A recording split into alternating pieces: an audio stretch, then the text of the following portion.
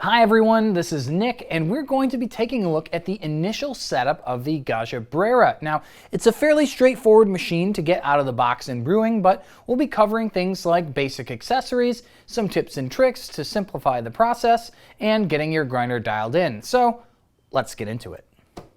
Out of the box, the Brera has a couple of accessories that you'll use to maintain and operate the machine.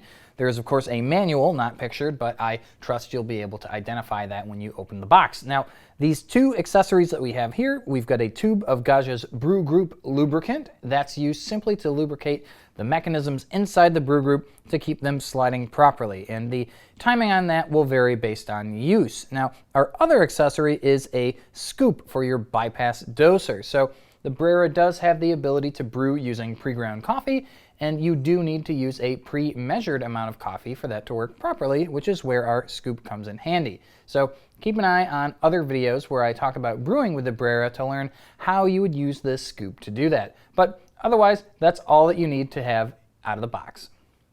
Out of the box, your mission, if you choose to accept it, is to plug the Brera in. It's one of several Gaggia machines that has a power switch in the back. So before we can get the machine powered on to use, simply switch that to the on position, and you'll be ready to power on the machine from the front. With the power switch in the back set to the on position, you can see that the power button on the front of the Brera has begun to flash. When we press that, we'll begin our initial setup. Now, let's get our steam wand positioned outwards so that we can remove the water reservoir. We'll go ahead and press the power on button. This isn't a brand new Brera, but we will be doing the same process to get this set up. We'll want to remove and rinse the water reservoir. Then, when reinserted, we'll be prompted to prime the machine, which will run water through the steam wand. Once you've done that, the machine will be ready to start brewing. With your reservoir rinsed and filled with water, you'll simply want to get a small container that you can use to catch water that's being dispensed by the steam wand. We'll go ahead and insert this now. It's important that you always rinse your reservoir and that you never brew and drink coffee simply with the water that you've poured in there. It's going to want to be rinsed to get any particulate or other matter that might be inside the reservoir from shipment out. Now, if you've noticed, we have our alert lights letting us know that we need to run water from the steam wand. So this will be our first lesson in simply operating the machine, but the Brera has a selector knob in the front that moves us between standard position, which is used for brewing, to the right, which is used to dispense water, and to the left, which is used to dispense steam.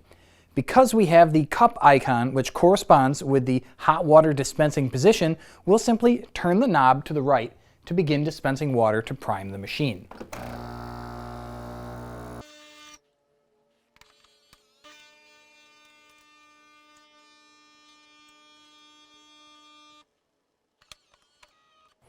And with that, the Brera has been successfully primed and can begin dispensing water for espresso. Before moving on to setting up our grinder, I do want to spend a moment to talk about water quality. Now, unlike some of the other super automatics from Gaggia's line, the Brera does not have the ability to recognize the hardness of your water. So that means that it does not come with a water hardness test strip. However, it is compatible with Gaggia's Mavia Intenza water filtration system.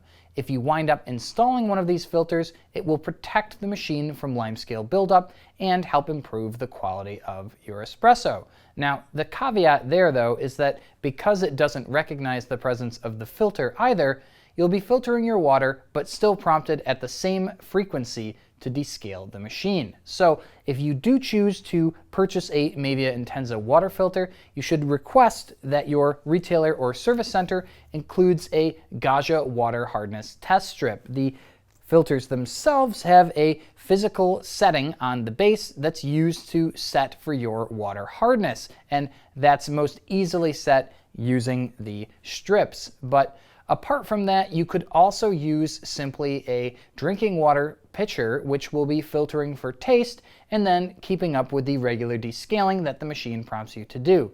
Either option is suitable, just bear in mind that you will not be reducing the total frequency of your descaling alerts. From the top of the Brera, we can see the lid to our bean hopper, the bypass doser, and of course the bean hopper itself. Now, This is where you'll be adding whole bean coffee that's ground fresh for every espresso that you brew. Something else that we can see and access from up here is the grind adjustment gear. Now, this gear, unlike many others from Gaggia, can actually be adjusted by hand. So your coarse or fineness setting is identified by the small circles that are on the half here of the gear, as we can see. And to adjust, you simply press down and twist, sort of like the cap to a bottle of vitamins. Now, when you first get the machine set up before adding any coffee in, I strongly recommend that you simply set the grinder to the finest setting. The machine will adapt to your setting and the beans that you're using, so you'll get some really good crema-rich espresso, especially at that finest setting. If you find for whatever reason that it is still too strong, then you can simply back off maybe 1 or 2 grinds. Now, the other thing, though, that's worth mentioning is that you really want to make sure that you have this set before adding coffee to the grinder, because what will happen is once there's beans in between those burrs, if you ever attempt to make more than a single adjustment at a time, you can actually damage the grinder. So go ahead, get that set ahead of time. Now, the other feature that I mentioned, of course, the bypass doser, is a chute that allows you to put pre-ground coffee directly into the brew group. So that's great, say for example, if you've got caffeinated beans in the hopper and you want to put some decaf in the bypass. But once that's done and your grind is set, go ahead and get yourself some nice non-oily coffee beans, and you can load up your hopper and get ready to brew. Going into a bit of greater detail about the topic of oily beans, this is something that can cause quite a few headaches if you're not careful. Now, these beans you can see have a little bit of oil on them from the sheen, but not nearly enough to cause problems. Extra dark roasted, like dark or French roasts, for example, or flavored coffee beans have a very glossy and visible sheen of an oil that's coating the surface of that bean. And now that oil is not just going to be on the beans, but it will coat the inside of your grinder. It can affect the auger, which pulls the beans into the burrs, and the brew unit inside your machine. These oils will collectively gum things up over time and can cause damage to the machine. So if you're curious about what kind of coffee you should be using, you should look for something that's been blended for espresso, meaning that the coffees that actually compose the blend itself are good for brewing shots of espresso. This is something that will be much more beneficial to you in terms of finding a coffee that tastes good brewed this way, as opposed to simply looking for something dark. But with that, that covers the hopper and getting the Brera set up.